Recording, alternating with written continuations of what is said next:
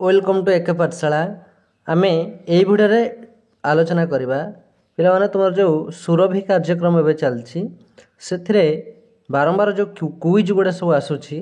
तो टॉप 20 अर्थात most important अति गुरुत्वपूर्ण 20 गोटे क्विज आम आलोचना करा भिडियो जोटा कि तुम बहुत हेल्पफुल हम जो मैंने क्विज रे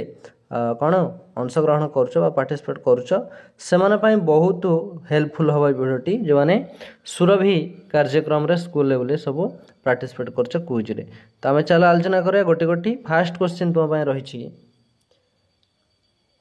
दारिंगबाड़ी को ओडिशार काश्मीरी कहुए यह क्यों जिले में अवस्थित कौन ना दारिंगबाड़ी को ओडिशार काश्मीरी बोली कहुए यह क्यों जिले में अवस्थित मालकानगिरी नुआपड़ा मयूरभंज कंधमाल पिला सब यार उत्तर मन रखि कि कंधमाल ऑप्शन डी तुम कंधमाल जिले में यहाँ अवस्थित कोटा दारिंगबाड़ी आउ थे कही रखुच्छी ये प्रश्न बहुत इंपोर्टाट अच्छी दारिंगबाड़ी हूँ तुम कंधमाल जिले में अवस्थित देख पिले दारिंगबाड़ी जब प्रश्न आसे कौट अवस्थित कंधमाल जदि एमती प्रश्न आसे दारिंगबाड़ी जो जदि तुम प्रश्न आसे कंधमाल क्यों प्रसिद्ध स्थान रही तुम लिख दारिंगबाड़ी से भाई सेकेंड क्वेश्चन अच्छी बिलंका रामायण किए रचना करते बारंबार ये प्रश्न तुम क्विज आसी था सरला दास सुरेन्द्र महांती गोपीनाथ महांती मनोज दास तो सब उत्तर पिला मन रखिए बिलंका रामायण आमर सरला दास रचना करथिले बिलंका रामायण सब मन रखिए बिलंका रामायण सरला दास रचना करथिले आउ गोटे प्रश्न आसे जे आदि कवि कहले क्या कहुए तार उत्तर यही सरला दास जब प्रश्न आसे आदि कवि क्या कहुए आदि कवि तेल ता उत्तर ही सरला दास हम। नेक्स्ट क्वेश्चन आम देखा नेक्स्ट तुम क्वेश्चन रखा कि देख पिले बहुत गुरुत्वपूर्ण प्रश्न रखा नेक्स्ट क्वेश्चन टी क्वेश्चन अच्छी देवमाली उच्चतम पर्वतमाला क्यों जिले में अवस्थित देवमाली जोटा कि सबुठू उच्चतम पर्वतमाला टा क्यों जिले में अवस्थित अनुगुल मालकानगिरी कोरापुट बालेश्वर सब यार सठिक उत्तर पिला हम तुम कोरापुट ही यार सठिक उत्तर। 4 नंबर तुम रखाई कटक सहर क्यों नदी निकट में अवस्थित ये इंपोर्टेंट क्वेश्चन जोटा कि तुम कौन क्विज आसी थाए जो सुरभि कार्यक्रम तार सुरभि जो अंशग्रहण करते क्विज प्रतियोगिता आसता है कटक सहर क्यों नदी निकट में अवस्थित ताप्ती नदी नर्मदा नदी महानदी गोदावरी नदी तो यार सठिक उत्तर पिले तुम लिख सब कौन महानदी नदी।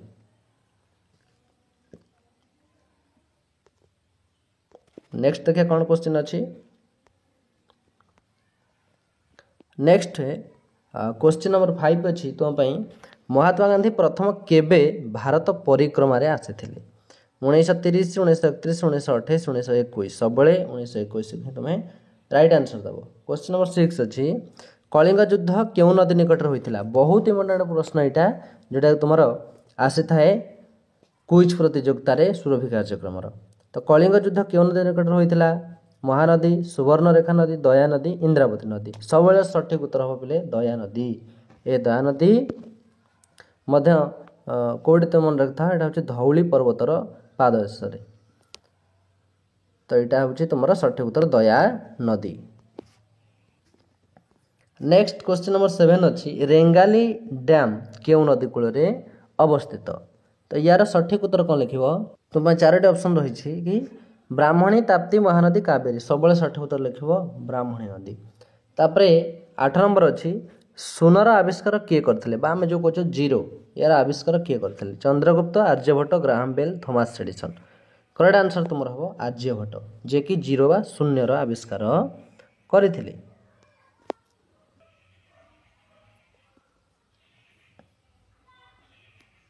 तापरे तुम पे प्रश्न रही 9 नंबर कही सुपर फूड क्या कहुए भात मांडिया बा मिलेट बाजरा गहम सठिक उत्तर हम तुम मांडिया बा मिलेट। 10 रही क्वेश्चन नंबर बंदीर आत्मकथा पुस्तकर रचयिता किए राधानाथ राय गंगाधर मेहर फकीरमोहन सेनापति गोपबंधु दास सब यार सठिक उत्तर पर लिख गोपबंधु दास जे कि बंदीर आत्मकथा पुस्तकर रचयिता। नेक्स्ट क्वेश्चन तुम अच्छी यहाँ बारंबार तुम सुरभि कार्यक्रम जो जिके प्रतियोगिता आसी था क्विज रे जो मैंने पार्टिसिपेट करते यहाँ रही कि ओडिशार द्वितीय बृहत्तम नदीर नाम कौन महानदी ब्राह्मणी नदी ऋषिकुल्या नदी सुवर्णरेखा नदी सबशेष जाणी रख जे ओडिशार द्वितीय बड़ नदी हूँ तुम ब्राह्मणी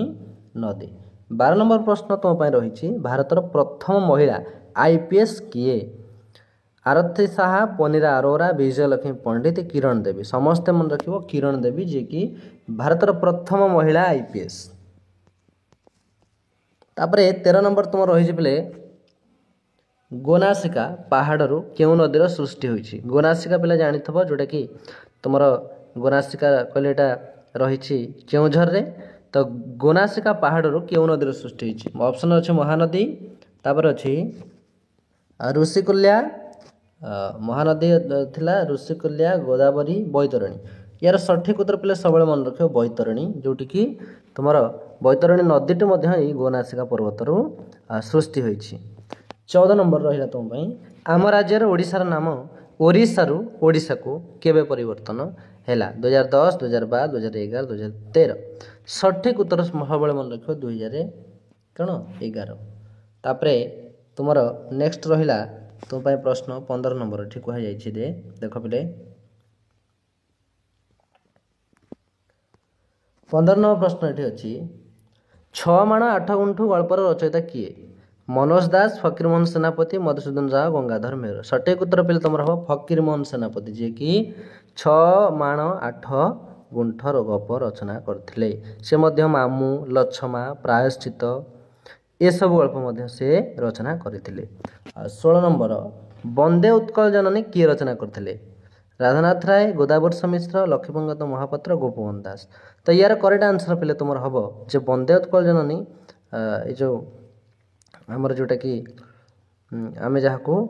आमर प्रादेशिक संगीत भाव में व्यवहार करूँ रचना करते लक्ष्मीकांत महापात्र तापर तुम प्रश्न रही 17 नंबर चार चाष सर्वप्रथम क्यों देश होता चीन ब्राजिल भारत अमेरिका चीन है यार correct answer 18 dream city of India क्या कहुए भुवनेश्वर दिल्ली मुंबई बांग्लोर सब यार सठिक उत्तर पे हम Mumbai dream city of India बा कौन भारतर स्वप्नर सहर नेक्स्ट क्वेश्चन अच्छी तुम 19 नंबर भुवनेश्वर स्थित विमान बंदर क्या नाम नामित आंबेडकर विजु पट्टनायक सुभाष बोस नरेंद्र मोदी सब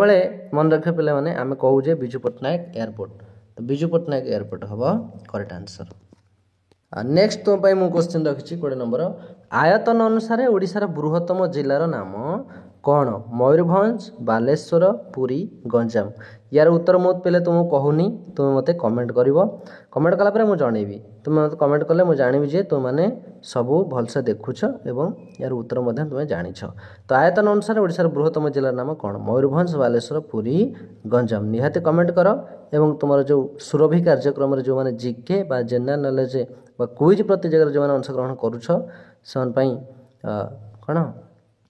एटा बहुत बड़ा क्वेश्चन रही से ही मुझे आउ थे कही रखुच्छी कि यार आंसर से देवाक चेष्टा